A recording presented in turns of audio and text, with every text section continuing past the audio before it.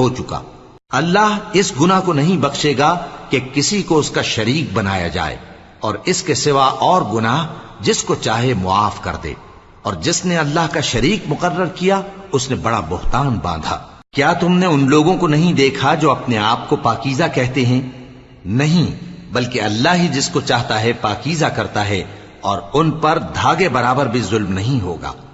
دیکھو یہ اللہ پر کیسا جھوٹ طوفان باندھتے ہیں، اور یہی کھلا گناہ کافی ہے۔